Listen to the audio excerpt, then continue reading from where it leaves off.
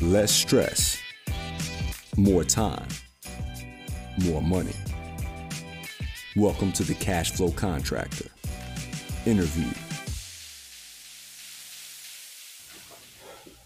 Martin, I'm officially back in person after COVID, but we're not in You're person pretty for this sick for a episode. couple of weeks. Yeah, it has been a journey. I was fine, but it's good to be back out and about. Um, it's a lot easier to communicate in person, which is great with the team, and Right. we're going to be We ought talking. to do a podcast on communication. We What do you really think? should. Let me People see. deserve Hang on it, just right? a minute. Let me see if I can think of anybody to bring in. Hey, anything, since we haven't seen each other for a couple of weeks, anything going on in your life? Yeah, lots going Anything on. interesting? Baby's coming this weekend, Ooh. Hey, so you don't know if it's a boy or a girl either, do you? don't know. So it's going to be a If it's a surprise. boy, what's the name going to be? Probably Martin. I have to There go you with go. Martin. That's all I wanted to know. Well, since we're on the topic of communication, wink, wink, let's go ahead and welcome Chris Zervas to the podcast. Chris, how are you? I'm doing great. How are you guys? Great. We're fantastic. We're really excited to have you on, and we have a lot to learn about communication, Martin and I. But I know a lot of contractors do. Do you know anything about like contractor communication? Have you had to deal with a contractor at all? You know what? I've dealt with contractors. I did a little bit of roofing, if you can call it that, for a little bit. Okay. And that was a short stint. So I'm not very talented in that regard. So That's okay. That's all right. but There's a lot of little bit. there's a lot of stigma around contractors and their communication. So Absolutely. I think if anybody needs to learn a thing or two, me and Martin do, but also contractors do as well. Chris, maybe share us a little bit about your background. Where are you from, and how did you get to where you are today? I am from the Promised Land, Oklahoma, man, just like you. So I love it here. I grew up in Bartlesville, went to Norman, to the University of Oklahoma, Okay. and Okay. I worked on a ranch. I'll tell you an interesting story. So after I finished college, my dad said, "You need to go to grad school," and I was like, "Man, I'm finished with school." Done with school. And we did this back and forth, and he was really smart, and I was young, dumb, and full of bubble gum. And I had a job lined up in Norman in the fall, and he goes, "What are you doing this summer?" And he goes, "Let me get you a job for a while." Well, his best friend worked at a ranch in Pawhuska, Oklahoma, and my MO in college was to sleep as late as I could, jam my classes in. I was an athlete. I did that and then kind of do that all over. Well, I graduated and my dad got me a ranch. His best friend operated a ranch in Pawhuska that was 23,000 acres. And my job was to shovel manure. So I That's would been my job for about 40 years. Yes. Yeah, that's right. So I would wake up every morning while it was still dark and I'd shovel manure. And the guy said to me, "Hey, these stalls haven't been cleaned out in probably 5 or 6 years. I want you to take them to the bedrock."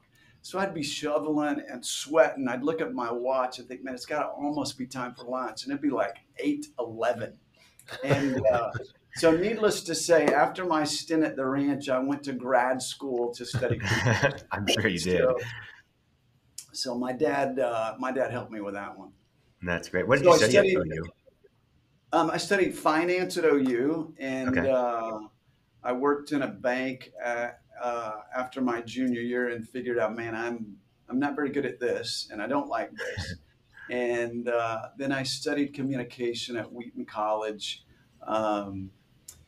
Then I got a job doing fundraising for a while, and that's Okay. been a What big for? portion of my career. Yeah. What were you fundraising for when you started? Yeah, I was fundraising for a Christian sports camp for urban kids. They would come from all over Oh, the cool. country to Southwest Missouri to Table Rock Lake and have an unbelievable experience. And Nice. And it's where I really learned, honestly, a lot of interpersonal communication because my job was to go meet with donors all over the country. Yeah. And so I really enjoyed that. And then I did some other fundraising, lost a job in fundraising, and then kind of slowly began a coaching, teaching business really centered around communication and leadership. And that's where we are today. Excellent. So Yeah. Hey, you said you were an athlete at OU. What did you do? I mostly sat the bench, but I played tennis at Oklahoma. Okay. So, Oh, yeah, wow. yeah, My best friend played tennis at OU under John Roddick, and then yeah. was the assistant coach there for a little bit. His name's Nick Wow. Papik. Yeah. Yeah, So I know Nick's cool. name. Okay. Yeah, Cool. that's Did great. That's you? great. I think you're probably younger, but did you know a man named Mark Gerkink? Played tennis at Absolutely, OU. Oh yeah, absolutely. ride bikes with him. See him a lot. That's good. I know That's he's a cool. Look at little that. bit older than I am, Yeah, I was and, saying. Yeah, I think he's older. and he's far more talented. Both those guys you mentioned are far more talented, and one's a little older, one's a little younger. Well, you look like you could still play for sure. I don't know. Well, so why did you decide to study communication? What was that like? I mean, obviously we know the story of the manure, but what landed you on that communication From decision? finance. Yeah. I've always really been intrigued by the ability to make an emotional connection with people, I think is probably Mm, the best way to define it. Communication kind of has three legs of a stool. And the mm. first would be a cognitive leg where there's information and the Okay. information goes out. The second leg would be kind of a behavioral leg, and that would be one where I tell you something and I want you to do something. And I think if there's a stigma for contractors, it would be that here's the information, you go do it. But Yeah. great communication has a third leg that's especially important in today's world, and it makes a three-legged stool. A two-legged stool doesn't stand very good, and the third leg is an emotional one, and it's one Mm, where people make a connection between each other, and so those three things really comprise things. And I've always been intrigued by the ability of a speaker to hold an audience and yeah. the ability of people to really make connection interpersonally. Yeah. For sure. It's so interesting. So I coach soccer in the Springs with kids that really need to learn how to communicate, and so much of, we'll be doing a drill and they're like, "Yeah, pass the ball," and you can't just say something. Your body language is everything. When the kid asks for the pass and is like running with all of his might and like really expressive, he's gonna get the ball. People are gonna, oh yeah, I need to pass him the ball. He really wants it. And it's the same thing in the workplace. I think oftentimes some of our communication is so passive, and we don't let our body language or even just the emotion, like you had mentioned, really come across in a way that is representative of what we actually mean, or what we want. And so, anyways, just a thought there. That's a great What thought. You know, with Chris, that with that three-legged? the Oh, go first ahead, leg of go the ahead, Martin. stool you said was cognitive. Yes, Can sir. you develop that a little bit? I mean, I understand the denotation. What's the connotation to that? What does that mean? Yeah. Think about pulling up to a car wash. Or I was walking behind a car wash one day and I saw this sign, and I think it exemplifies it pretty well, Martin. And it's, the car wash sign says, put your car in neutral, take your hands off the steering wheel, lower your antenna, get your foot off the brake. Okay. And it gives you just data, and it's just information. And so your behavior on the other side of that is, okay, I do that. So it's simply just data that is given to us. And in this day and age, Mm, we have so much data that's coming at us that we can't process it all. yeah, And nor do we want to process it all. And so our ability to really combine those three legs is really important for a contractor to be in great communication with his customers, and frankly, in great communication with his employees, because it's hard to find good employees. Yeah. And Yeah. 70% of retention rests on the manager, which is often the foreman or whatever that is. So, Yeah, for sure. It's so interesting because I think this will probably resonate a little bit with people too, but you had mentioned this car wash, and I've actually seen people on their phone while looking at those instructions and kind of pulling up, and they don't get the cognitive done because yeah, they're on their phone. And I think a lot of contractors recognize that with some of their employees, that they're maybe on the job site or they may be going driving the truck and they're on their phone. And that's one of the biggest distractions right now. How do you feel like technology has hindered maybe the cognitive communication for people in general, not or just helped. contractors or employees? yeah. I mean, exactly right, Martin. I think there's two sides of that, and Khalil, you point out wisely. I actually called Martin back yesterday. Martin called me. I was here. I had just finished an event and I had lunch and I needed to run home, but I noticed that he'd called twice. And so I called him. I wanted to say, hey, I'm in and I'm sorry I hadn't communicated with you because I've been out of town. But I didn't set up things at all. And in my communication with him, I drove home. I started looking at the mail. I'm on the phone. And then I could tell he was like, this guy's totally distracted. Martin was being polite and he was like, I got to get off. And I just recognized, we're all so guilty. We're so busy Yeah. that I really tried to do a good thing, but I got distracted by other things. And Martin felt it. And then I felt it later and I was like, I was just frankly rude.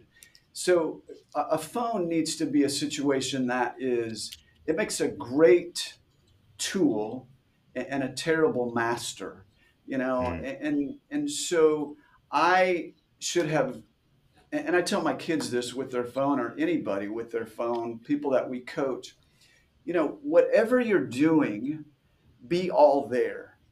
Yeah. And our phones have become a device where we're not all there, and it's a terrible distraction. Yeah. um, the other side of the coin is that it has so empowered us to communicate quickly and Yeah. efficiently and frankly get a lot of messages out that are vital. So it's just like anything else. If we have a great balance with it, it can be a great tool for us. Yeah, I'm glad that you mentioned that. I have a little mental checklist I run through when I meet with my clients because I have to check out of everything else. But I tell Hmm. myself I have to be present, I have to be congruent, and I have to be specific. Hmm. So I'm listening to you right now. All these other things are going to happen, but not for the next hour. I have to be congruent. That's a little outside of communication, but I have to practice what I preach. And then when we're finished, I have to be specific. Do this, which I hope we will at the end of this too. A little bit of specificity, but I feel reinforced by what you said. Hmm. Yeah, for sure. Yeah. You mentioned the phone, and I think for the average contractor, I mean, I can't count how many times I've talked to a contractor on the job site on top of a ladder, working on the Right. job on the phone.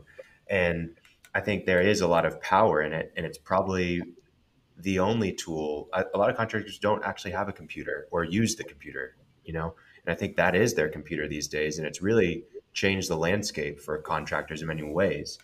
But it's funny because the stereotype for contractors is that they don't pick up the phone. And I know a handful of contractors that if you look through, on your iPhone, you can go through the history of the calls you've gotten, right? And I might be able to go back to, today's Thursday, I might be able to go back to Sunday of looking at those calls. And it's not actually, the history is not based on days, it's based on how many calls you have. Well, I'll look through my friends. He may not be able to get through the end of the day because of how many Mhm. calls they're getting from Right. subs, from vendors, from customers. What are the challenges that you see whenever there's too much communication going on? And what are the impacts of that? Yeah, I don't know if I'm going to answer this question exactly. I'm going to try to That's kind okay. of steer toward Sure. potentially a prescriptive thought. But I think again related to distractibility. Um, we're so pulled in so many ways that I often do many things poorly Yeah. instead of several things well. Mm. And for a contractor to say, you know what, I've got a trainload of work to do. I'm going to climb up on this roof, and from 9 to 10, I'm going to be fully engaged with getting this done. But from 10 to 10:45, I'm going to go away. I'm going to go to my truck. I'm going to do whatever I need to do, and I'm going to return the calls I need to, and I'm going to delete the ones that I don't. I'm going to respond to the messages that I can, and I'm going to go back up on my job, and I'm going to be engaged with my team Yeah. that's on the roof with me or whatever, and I'll do that again for another hour and a half, and I think that sort of mentality, frankly, makes us better because we have the ability to destroy relationships with Yeah. important clients by our distractibility. Mm. And there's a great book. It's sort of a, I don't know what the right word is exactly. It's a little bit not too scholarly for those that study Sure. emotional and social intelligence at its depth. But there's a great book called The Charisma Myth by Olivia Fox Cobane. And in it, Mm. she talks about in interpersonal communication, really leaning into your toes. And it's a concept that as I have thought about it and enacted it, it's really true. Because when I'm not leaning into my toes, I'm distracted and I'm everywhere. But when I'm really leaning in, I'm, as you said, Martin, really engaged with what I'm doing at that particular time. Right. Yeah. And what was the charisma net? Charisma myth, Myth. Myth. MITH. We'll Oh. put it in the show notes. But What's just a teaser on it? Like what would you, if you had to put it on an index card, what did you get out of the book mainly? I know you mentioned a little bit, but if someone was going to go and read that, what would they be getting out of it? Well, she emphasizes three things: power, warmth, and presence. And Mm. power can be defined a lot of different ways. It can be intellectual power, it can be physical power, it can be a variety of different things. Yeah. Um, so, power comes a lot of different ways. Um, so, there's power, presence would be defined just like we were talking about truly being present in the moment. Yeah. And honestly, I forgot what the third one I told you at this moment. yeah, warmth. Warmth. Warmth. Yeah. So warmth would be defined as, truly being as well somebody that cares about somebody else. And a lot of those things overflow pretty well. But Yeah. those are the three things. And interestingly, just from a story standpoint, when we meet somebody, neuroimaging tells us, and Olivia Fox Cobane talks about this, the two things that we gauge in a person is their power and their warmth. So, Mm. are they powerful enough to do good or bad to us? Hmm. And are they good or bad, basically? Are they powerful enough to help us or hurt us? And are they good or bad? And I'll never forget, I was walking down a corridor at dusk, and it was outside in the fall.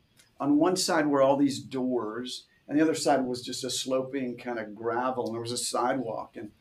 And coming against me was this enormous dude. I mean, he was gigantic, and it was dark, and so I'm built like a tennis player, so we'll just go with that. All right. So he's got leather and chains and tattoos, and it's me and him, and I'm like, man, he's got power over me, and hopefully he's nice, because so we're walking toward him, and I'm trying to get as big as I can and drop my voice an octave or whatever, and I say to him, hey, how are you? And he looks down at me and he says, I'm doing peachy. How are you? And his warmth didn't match Yeah. his power to me. It was really warm, but it didn't fit all that I had expected from his power presence, if you will. So Yeah. That's funny. yeah, I'm thinking about just kind of how we got to this, power and presence and warmth through the book, but just how difficult that is to embody all those things and be really engaged all the time, especially when there's a million things running on your mind. And something that Martin and I talk a lot on this podcast about is just the value of having systems for yourself, but also for your managers, for your employees, lines of communication, and just really defining roles on the team through your org chart and through the job descriptions you have, those kinds of things. If you don't have those things in place, you're probably not going to get the other things right unless it's just natively who you are. You're going to have to be so intentional with that you're probably going to fail in some of the other areas that are also important in business, like being organized and getting things done, because it is a full-time thing. What do you usually recommend to business owners, to really busy individuals, of actually practicing this in a I guess, a tangible way, realistic way? Yeah, Khalil, are you talking about systems and things like that? Is that what you Well, mean? no, it really just, how do you just actually embodying those three tenets of, the Mm, power, the presence, like how can they actually effectively do those things? yeah. It really is like any skill. It's practice, and Yeah. frankly, it's discipline. Mm. And I would probably, for me, I tend to be all over the board. And so, um, using one of the greatest lines I've ever heard reflects to our toes and our torso. Hmm. And Interesting. yeah, so our toes and our torso tell our audience everything about our engagement, Wow. everything. So the door for me is right here. Okay. So if my toes and my torso are pointed toward the door, then my audience knows this guy's already checking out. Yeah. And Martin picked that up from the clanging of my mailbox and everything yesterday. So it's another kind of reminder to our audience. The number one rule in communication is who's my audience, Mm. and we have to come up with a value system that says when people encounter me, they are my priority. It doesn't mean I can't say to them, hey, I would love to talk to you, but I can't right now. Can I sit down with you in 15 minutes when I can give you all of my presence and be completely warm Yeah. and use my power to build you up, not to lord over you. But our Yeah. toes and our torso tell that whole message. If my toes and my torso are pointed exactly at my audience, they know they've got my full attention, and they know that I am there and I'm engaged and I'm present.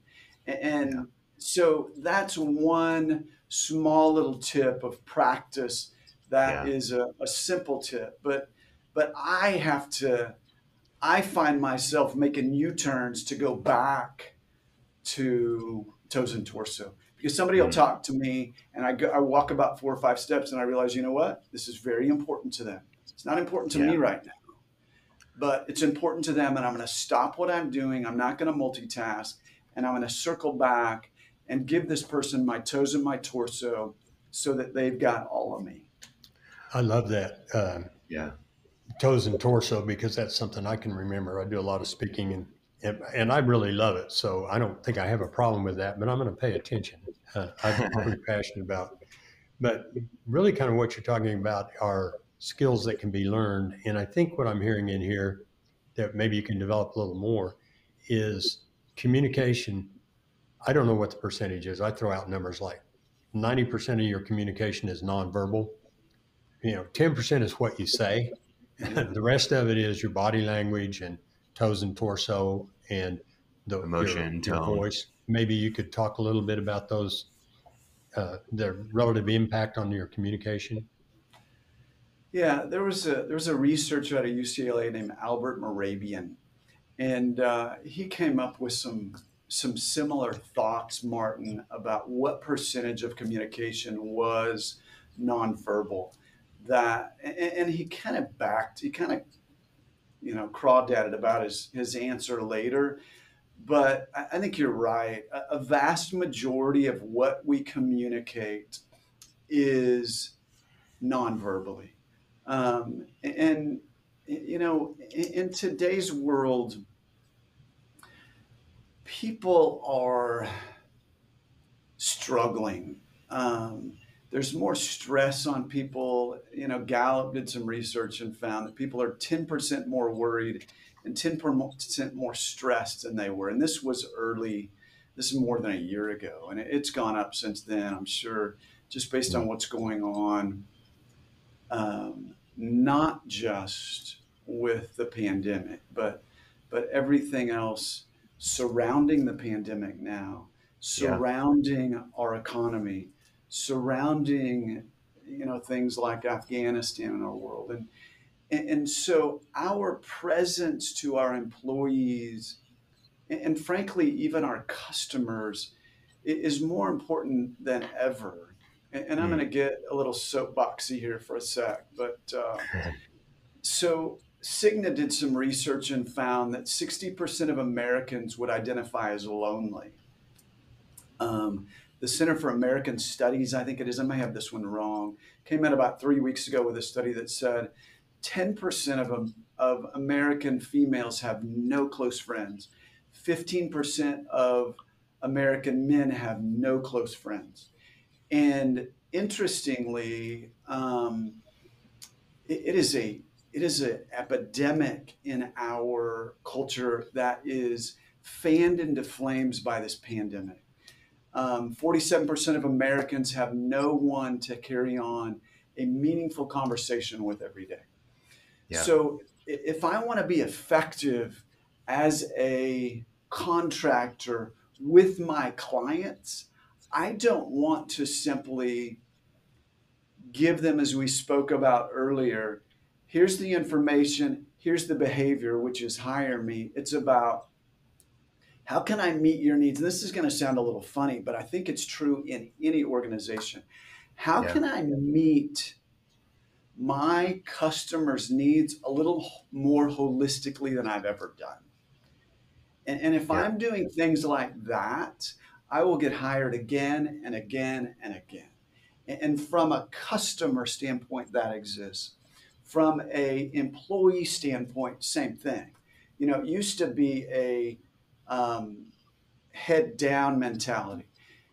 Here's what you do. You go do it. I don't want to know anything else. Yeah. Very Very Jack popular with Welch. contractors. Yeah. Yeah. And that mentality in the workforce really kind of capped out in the 1980s. And the 90s brought about a sense of empowerment, Mm. where Oprah was kind of like, hey, you get a house, you get a house, you get a house. And it's kind of that mentality.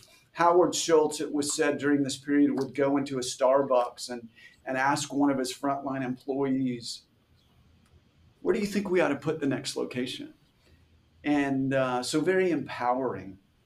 And Yeah. it's swung around today to where people want to be led in a very nurturing sort of Yeah. environment. And so part of nurturing is what we've been talking about this whole time, recognizing that my audience is potentially incredibly lonely. And the only social interaction they may have may be swinging a hammer. And so, how do I meet that need and still meet the goal of we got to do a great job and I got to make a profit, or you're going to be more lonely because you're going to have a job, you're going to be at home. Yeah. So there's just a tension that exists with that. For sure. But anyway, that's Chris, a really long answer. no, that is so dead on, and we've got to bring it around to what people can actually do. But I think I told you, I have a client in California, runs a very large company, and he's 66. He's my a little couple of years younger than I am. And one of the things we were talking about was this.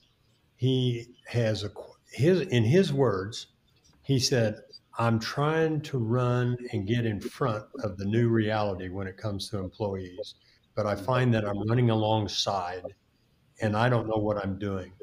And The specific thing was he had acquired some companies and through that acquired some employees. And he said their attitude absolutely is the obverse of Jack Kennedy's. Ask not what I can do for Jack the Welch. company. Oh, John Kennedy. Ask John not Kennedy. You what said I can Jack. do. Sorry. Yeah. Ask not what I can do for the company. Ask what the company can do for me. And that's so totally a reverse. I didn't know it kind of trended out in the 80s, but I know it's not there now, where it was a clear objective. We're supposed to increase the value of the company. What do we need to do that? That didn't preclude having happy employees because wise business leaders have known that forever. You know, Southwest has been around since before the 80s, Southwest Airlines. Right. But it was a clear objective. And this man was saying, I don't know how to deal with this. And I looked at him and I said, well, I don't either. We're trying to figure it out. But everything's changed Yeah. Yeah. completely. And the connection part is thinking of people as being lonely. One stat that we talk about in several episodes here is that the number one reason for people leaving a business, employee leaving a business, is unclear expectations. Now, that's the behavioral side, right? I mean, that's data that we're not communicating that well, but this idea of making a connection and actually caring is a great supplement. And I have one question, and maybe you've answered this, but if you are a caring person and you really do care and you really are interested and you really do want to engage, that's great. You tend to do that. A lot of people I know, that's who they are and that's what they do. Sure. What if you're not? Mhm. What if you're running a company and just do it? Just pour the slab and come back and tell me, can you truly learn all this? Are there exercises? Is there hope? Or are you condemned? Mhm. That was a long statement from my Yeah. heart. Yeah. No, Martin, a couple thoughts. Can you learn it? Yeah. There's a guy I coached with the Nuclear Regulatory Commission who basically said, I am fantastic at not listening and getting my answer. And I'm like, man, I'm the president of that club too. Um, and so we just worked on really thinking before we speak. Often, a lot of times, if we'll wait 10 seconds before we speak and we ponder a response, 10 seconds is an eternity in a conversation. But in an emotional setting, in an emotional setting, that's a tactic. The other Yeah. thing is these are skills we can learn. Number two, we need to learn them because people don't want to work anymore. And so I've got to be recognized as an employer who cares. Um, Gallup says 70% of engagement is related to the frontline manager. And thirdly, if the boss is not that person, really considering hiring a lieutenant that is that kind of guy, that is the buffer between himself and the frontline employees, that Yeah. maybe carries those skills a little bit more. But it's a weird day, Martin. I'm not quite as old as you, but I have seen this shift. And I was on the phone with a guy who's a headhunter who's like, nobody wants to work anymore. and so he's like, it's just tough finding employees. And so figuring out that tension of how do I nurture as much as I can without, sitting around and not getting anything done, with getting things done and cheering my employees along the way. It's a tough tension today. It really is. Yeah, definitely. What I think that kind of brings up a point of like a difference in generations, right? There's different wants and needs. What is it? What are some tips you have for just communicating between generations? I know that obviously we need to care and show that care, but what are some just different? I mean, I'm thinking of the older contractor who has these new guys coming in that are on their phones, and I usually communicate in person. What are some tips you have? Yeah, I think kind of beginning to you know, the old adage of, walk a mile in another person's shoes. But I think some honest communication about some rules. Number one, what are the rules of engagement that exist on the site regarding phones, regarding communication? This is there's a fabulous tool from an organization called Atlassian, and Yeah. Atlassian has a fill in the blank PowerPoint or keynote presentation, and it says my user manual. And Yeah. this may be a little bit higher level than the guys that are actually pouring the slab, but maybe in a multi-level construction organization where there are a lot of people that run an office, that the user manual says, these are the ways that I like to be communicated with. I receive correction best here. I'm most productive in my work here. When my door is closed, this is what it means. When my door is open, this is what it means. I respond best to text or instant messaging or email or phone call so that everybody really knows. I know that Janice over here, when she goes her headphones in, it means, man, please don't bother me. I'm really diving into a spreadsheet of costs that I've got to stay focused. So please don't bother me. Yeah. So I think a tool like that can help a larger construction organization, and perhaps an adaptation of it for those that aren't kind of computer or electronic based on their typical day-to-day job. Maybe having that kind of discussion with some people and adapting it to the actual construction site would be a useful exercise. Listening to this, I'm having a little bit of a visceral reaction. And I've been around a lot of companies. I've been in business for a long time, and I love people. But the thing that you've said that is kind of true, I mean, I think we're seeing it, is people don't want to work anymore. Yeah. Well, my visceral reaction to that is not good. Absolutely. Right? It's not like, oh, I'm going to accommodate you and pander to you, and not because I'm a jerk, but I think that people cannot find fulfillment unless they do. So I'm just thinking maybe some listeners are thinking like I'm thinking, you don't want to work? Now, you want me to communicate, help, be respectful, be more clear, train, and you want to work? I'm all in. Absolutely.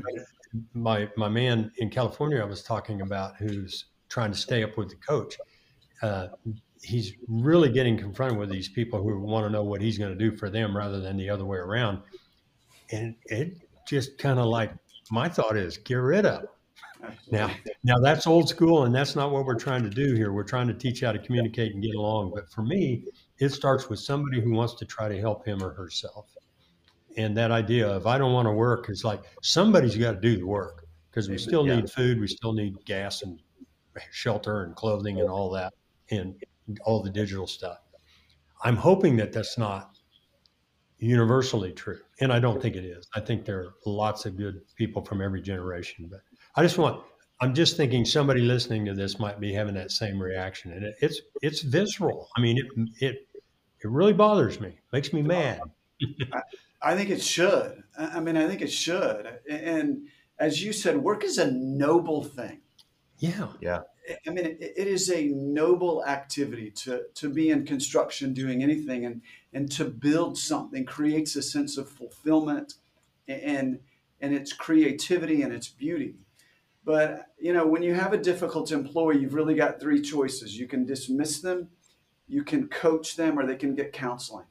And all three of those are very, very appropriate responses. So dismissal is a great thing. Hey, I don't need to drag you. Get in here and let's get some stuff done, or but don't drag me. I mean, I'm finished with you. But I think the people, we've just got to learn nuances rather than dragging people along that don't want to work. Yeah. And I think we're seeing a shift, unfortunately, Martin, to this, as you shared, what are you going to do for me? it's kind of moved from, hey, I'm going to meet you a little bit and try to make things easier for you. And it's continuing to swing around to, what are you really going to do for me? And it's a sad day. It's a sad day. Yeah. There's a great book that doesn't really apply specific to like corporate culture or workplace, but it's called When Helping Hurts. Yeah. And it's about really foreign aid in countries where we just drop off a bunch of Tom's shoes because we give one for every pair that's sold, and now there's no cobblers in the foreign country and stuff like that. Yeah. And it just Unintended talks about consequences. how people have to have a purpose and they have to work for it and they have to earn it. And I think that becomes the fine line as an employer, where you do want to help, but maybe someone's asking for more help than they actually need. That's healthy. And so it's very difficult to walk that fine line, because at the end of the day, you do want to retain your employees and you need them to do the work. And it's a big issue in construction right now. Huge, huge issue. And on that topic, let's move into just kind of retaining employees in a healthy way.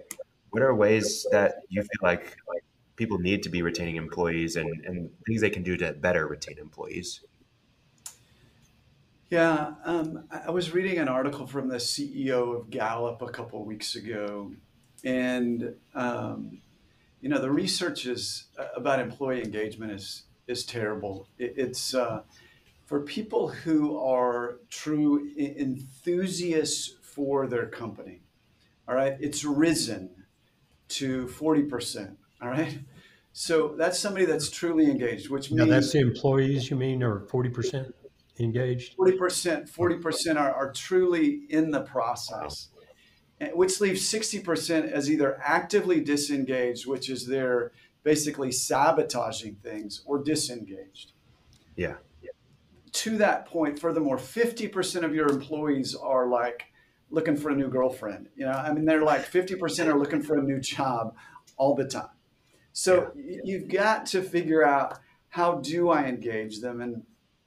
And there's a bunch of things on that hierarchy. Probably the simplest one that comes to mind based on this article is Jim Clifton is the CEO, and he wrote that coaching employees once a week seems to be a vital tool in that.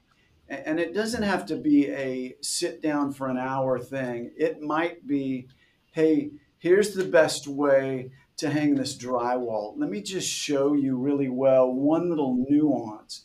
And continuing to coach people at least once a week really shows that the employer wants to develop this person. People want to grow and improve. And that is one way. There's a big list from Gallup. There's a big list from Google. They ran all their algorithms and everything about what makes a great manager. And number 8 out of 8 was that they had technical skills.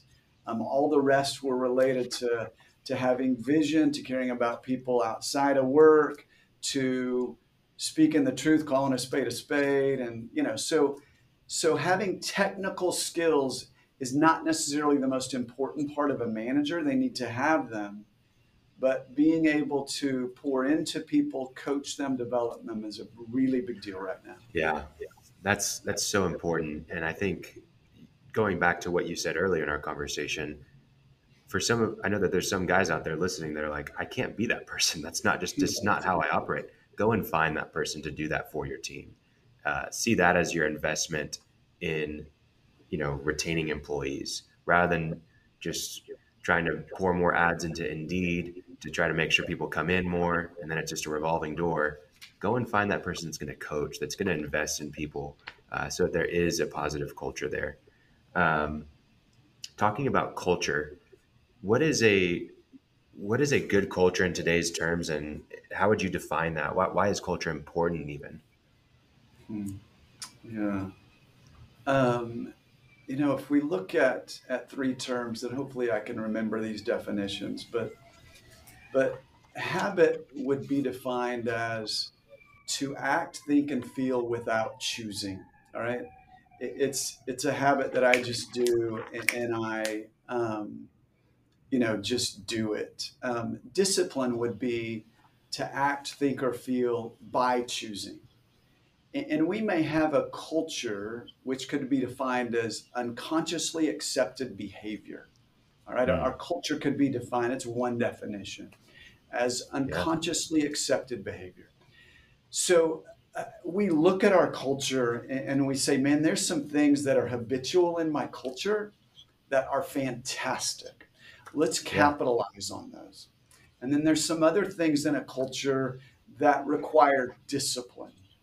And that is to act, think, or feel by choosing. And for me, it's that U turn to go around with my toes in my torso, for example, often. Right. Or it is, I'm a people pleaser by nature. So having difficult conversations when they need to happen.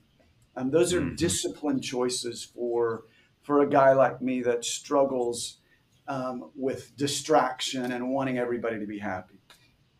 So every manager has some things that they do really well, and then there's some things that are disciplined that they have to choose to do to make their culture better. And the best way to find that out, frankly, is just ask their employees and Yeah. ask for an honest assessment. And then there's some things that, to your point, Martin, that are, that's nonsense. I mean, we got to make hay while the sun shines. And I'm not going Hmm. to provide this. But the things that fit within the arc of, hey, this is great and normal, then I'll try to do a better job of it. And we're all works in process and we're all failing. And Yeah. the only way that I'm really good as a manager and leader is if I've got other people around me that kind of take up the slack where I stink. Yeah. Absolutely. I think so, so much of what you said is true, and I think people don't realize it. I think, especially in the regard of retaining employees, they think about, man, I can't afford to lose this person. I'm going to blow off that poor comment they made to the other employee. I'm going to blow off that they kind of left their trash on the job site and everybody else is required to pick it up.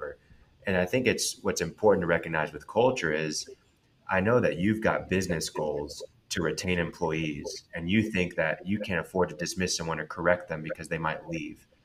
But the reality is what you don't do and what you allow has a greater impact on your culture than what you're actually intentional about usually.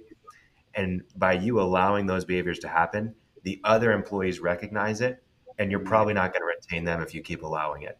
And so culture is so crucial to retaining employees. And I think that a lot of construction companies struggle to emphasize culture because they are spread across. They do work with subs who are kind of a part of their team, but not really. And so there's all these fine lines to walk, and it's very challenging. Um, what? Khalil, I want to Yeah, hop in if I can right yeah, there. absolutely. In every relationship, there's a tension between grace and truth.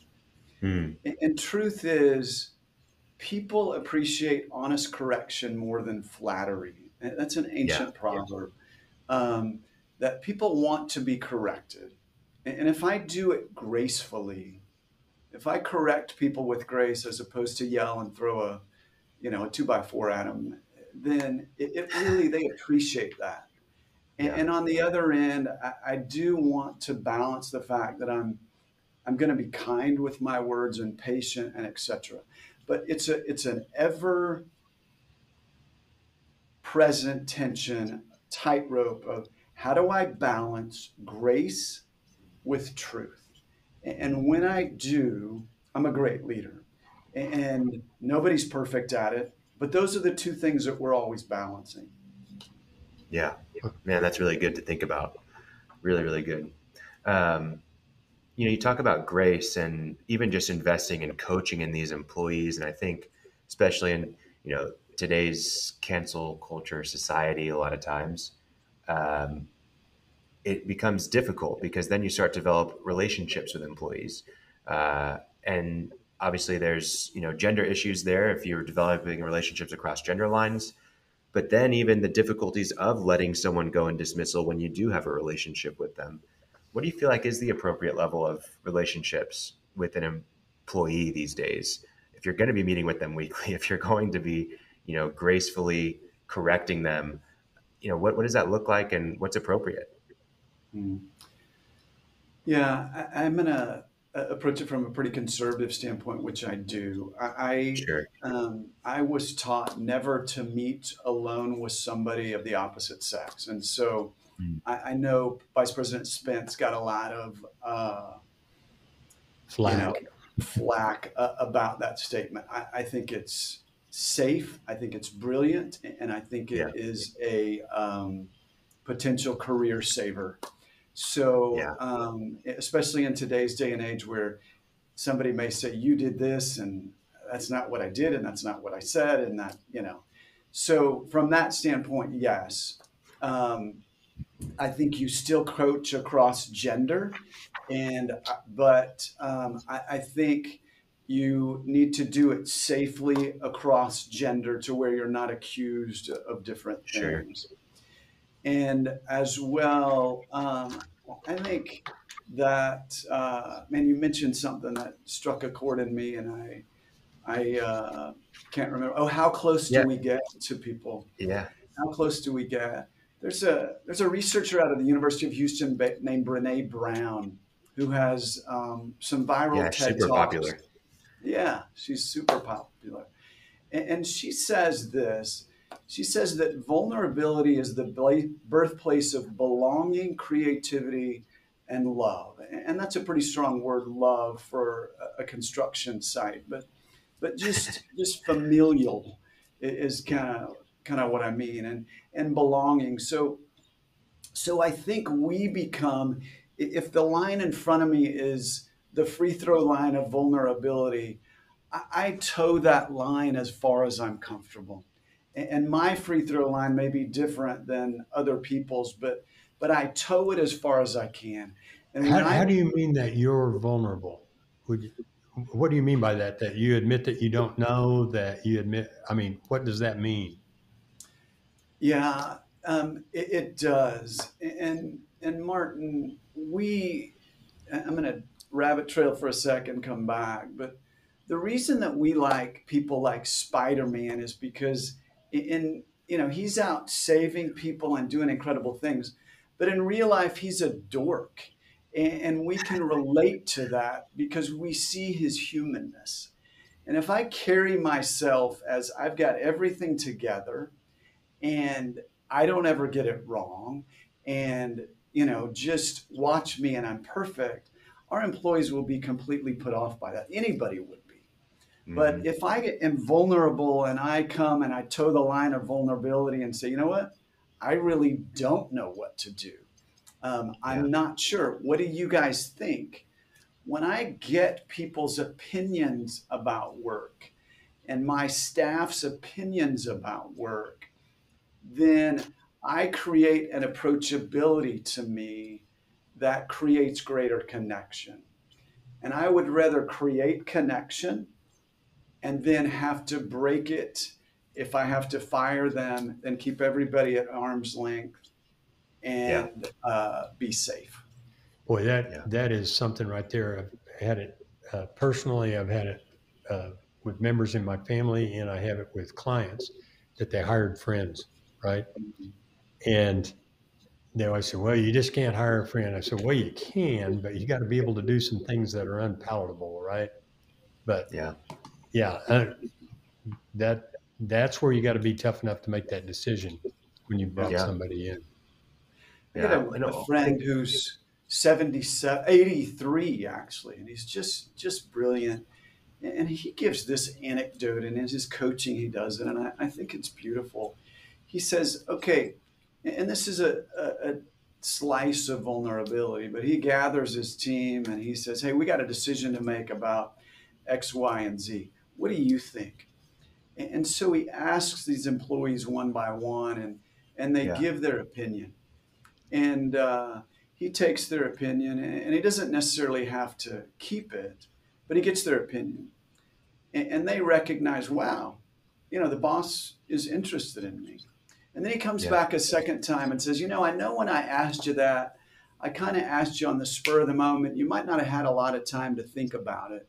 What other thoughts have come to mind about that since we first addressed that? And so they give you a little bit more thought. and you're building a little bit of trust. And when you begin to build a little bit of relationship and a little bit of trust, you begin to build a little bit more productivity. And so you might even go back a third time and say, do you have any more thoughts about that? And as you build relationship, you build trust, which ultimately produces greater productivity. So if we carry ourselves in a humble fashion that says, hey, I'm just like you. I don't know everything. I happen to be the boss, but man, let's do this together. I think we're in a lot better state with today's communication environment than we are with, I got it all together. You go do this and shut up and tell me.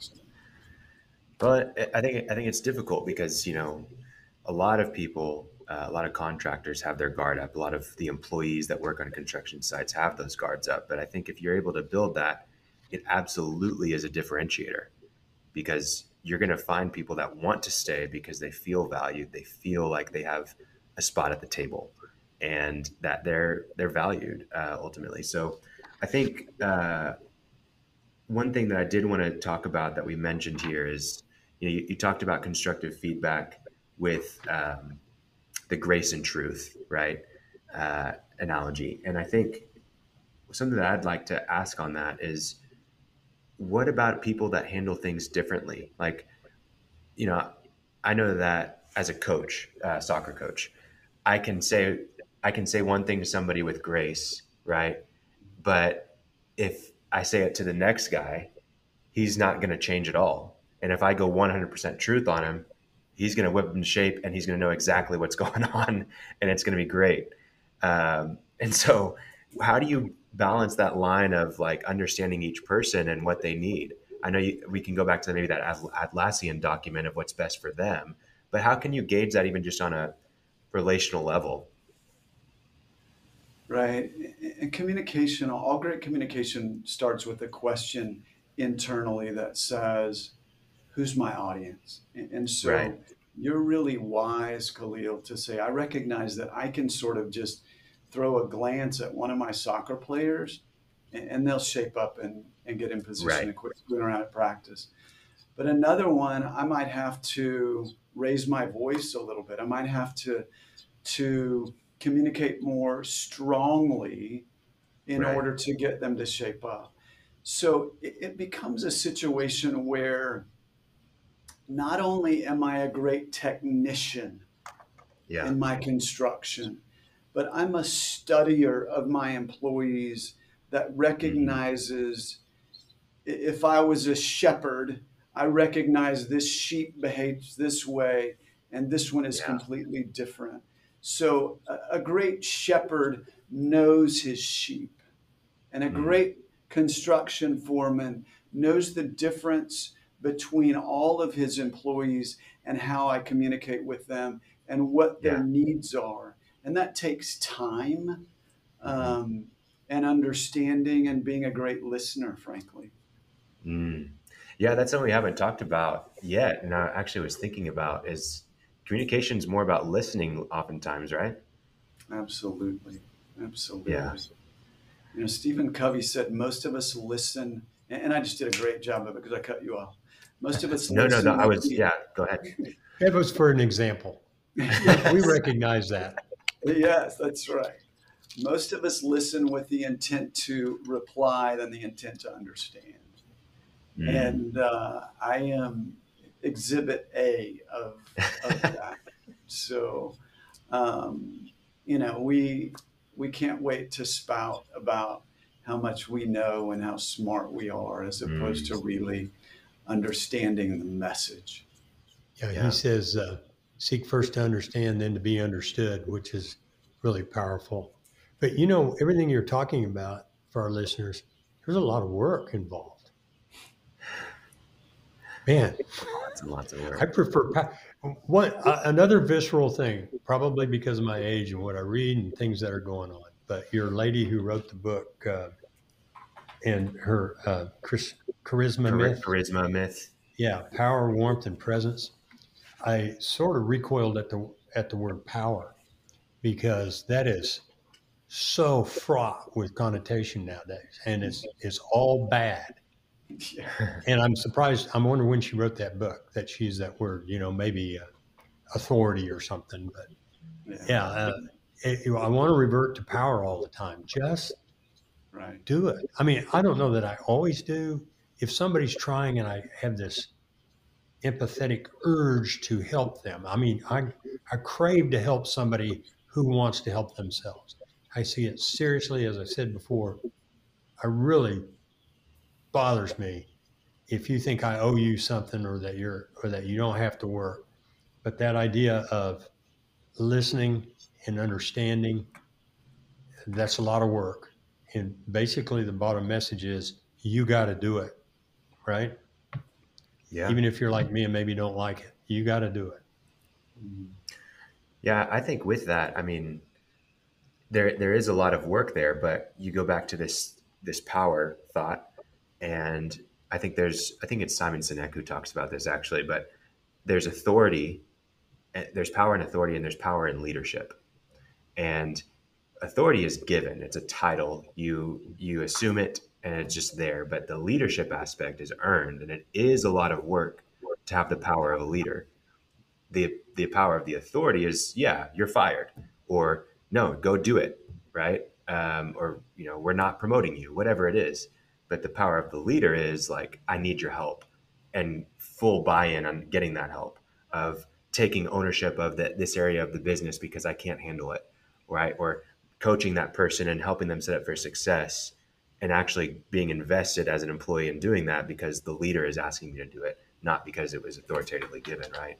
So definitely something that this is a lot of work, but if you have that power of leadership rather than just the power of authority, you can really lead an incredible organization and have a huge impact to your retention of employees, to your bottom line, to your productivity, to your efficiency.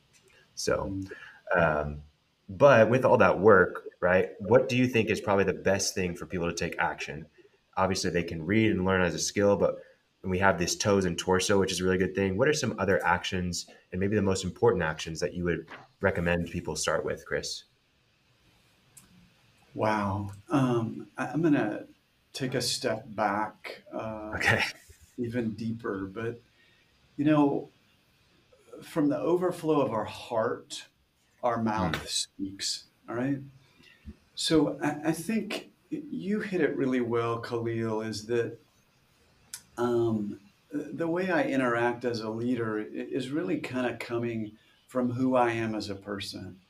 Yeah. And one of the things to be able to communicate with grace and truth is that I've got to be stable myself. So Absolutely. if I'm unhealthy physically, I've got to expend energy taking care of me.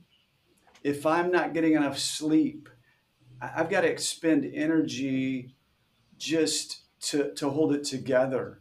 If I'm not in good community with friends, we're wired to be in community with people that tell us grace and truth. If I'm Yeah. not in great community of people that are telling me those things, if I'm not spiritually in tune, if Hmm. all of those things create a health with inside me that allows me to have the stability, to have the mobility to reach out and care for others. Yeah. If I have no stability personally, my mobility is limited because I'm having to care for myself in order to be stable. And so I think, physically taking care of myself, understanding um, uh, the need for great relationship, understanding God's great love for us, understanding the need to get enough sleep at night and eat well and filter what comes in. If I watch 8 hours of depressing news every night when I get home from work, I mean, so all those things matter for my Yeah. ability to be a caregiver to others. It's a little bit Yeah. like I put the mask on myself first in the airplane, and then I can care for other people. That's great. That is a great place to start, honestly, because I mean, Martin, how many business owners do you know that are lonely, that are stressed out, that are I started some new clients last night, and they came in and all the symptoms of stress, they're growing, all the stress, I think Khalil said it, but our phrase for this podcast is less stress, more time, more money. More time is contributes to less stress, but it means family and all these kinds of things. It's almost universal. Yeah. And after I get to know people, that it starts to come out. And these people last night were not in tears. I have a lot of tears. I'm that bad of a coach. I get a lot of people crying in my conference room. But when you finally get close and touch what's really bothering them, and it goes back to put your mask on, we have to correct these things, the stress, the strain, and the panic and the chaos and the question, I don't know where to go, which way to go, it's universal. So if that helps any listeners, and you think tough guys, and we have a lot of tough guys, or at least look the part, they can't be doubting themselves or questioning. But when you get to know them and we have a lot of conversations, it's the same as everybody else. They have a facade. So I agree with you. If you can take the time to correct yourself, or at least look and remove sequentially the things that maybe it's one thing you get off your plate that gives you a little more time, and then another thing, pretty soon you got a chunk of time, and you can improve yourself and improve your business, improve your communications. But that self-introspection of I need to fix me is a big part of it. Absolutely. Well, man, this has been such a great conversation that I've really enjoyed, and I think it is hopefully helpful to a lot of people out there and opening up their understanding of things, giving them a new awareness. If they want to get even more aware of this type of stuff, how can they get in contact with you? What resources can they look at that you have out there for them? Yeah. Chris at chriszervas.com is an email. chriszervas.com has some resources, a few articles. There's a book I've written on difficult conversations. Okay.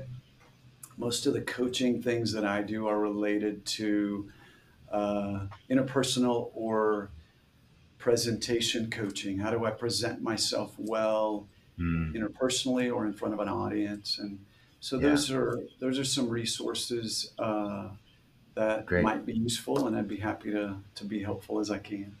So. Awesome. Well, we will definitely link to those things in the show notes for everyone. I think this has been a great conversation, and we'll probably have to have you come on again sometime, Chris, and maybe in person too. I'd love to meet you in person. I'd be honored. It's Awesome. been fun. You guys are great question askers. So thanks for letting me speak and share, the things that are on my heart. So I appreciate you asking. Absolutely. Thanks for being in the hot seat for us. Makes it easier on us. We don't have to answer the questions. So thanks, Chris. All right. Well, we'll talk to you again soon, Chris. Thanks for being on the Cash Flow Contractor. All right. Thank you, guys. We'll see you. Thanks for listening to the Cash Flow Contractor. Check out our website in the show notes or visit thecashflowcontractor.com.